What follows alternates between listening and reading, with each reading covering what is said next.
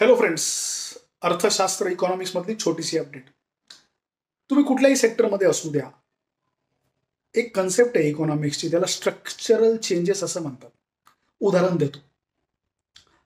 जगभरात किंवा भारतात जेव्हा कम्प्युटर्स आले, तेव्हा प्रत्येक इंडस्ट्रीने स्टार्टला त्याला रेजिस्ट केलं की आम्हाला हे नको, याच्यामुळे जॉब जातील, अडचणी तयार होतील. कम्प्युटर्स आल्यानंतर आपल्या सगळ्या इंडस्ट्रीजमध्ये जेव्हा त्याचं अडॉप्शन आलं, आपली इफिशियन्सी वाढली, प्रोडक्टिव्हिटी वाढली आणि प्रत्येक सेक्टरला त्याचा फायदा झालाय आणि आजपर्यंत त्याचा फायदा होतोय.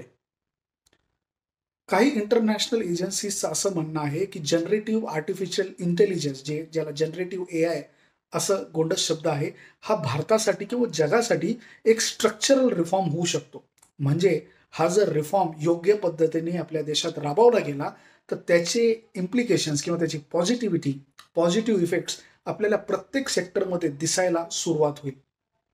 असंही एक प्रिडिक्शन आहे की 2027 पर्यंत या सेक्टरमधली इन्व्हेस्टमेंट किंवा खर्च भारतामध्ये फक्त $6 बिलियन पेक्षा जास्त होणार आहे.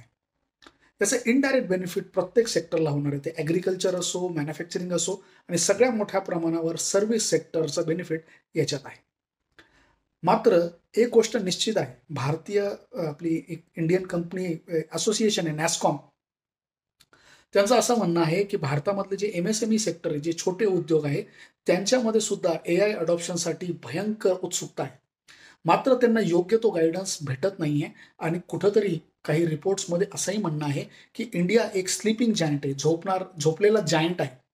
हा जर जागृत झाला तर जगभरावर त्याची एआयच्या बद्दल मक्तेदारी ही वाढत जाणार आहे आणि त्याच्यासाठी कुठंतरी आपले ह्युमन रिसोर्सेस खूप महत्वाचा पायदंडा किंवा त्यांचा महत्वाचा रोल असणार आहे.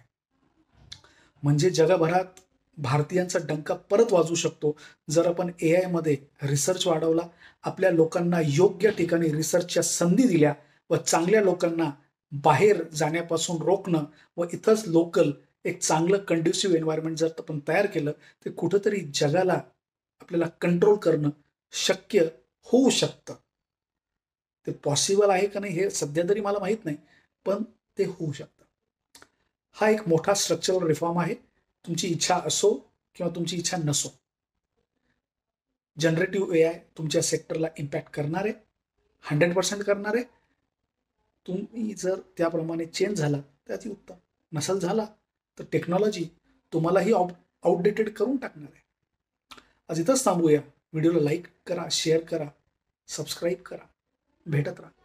नमस्कार.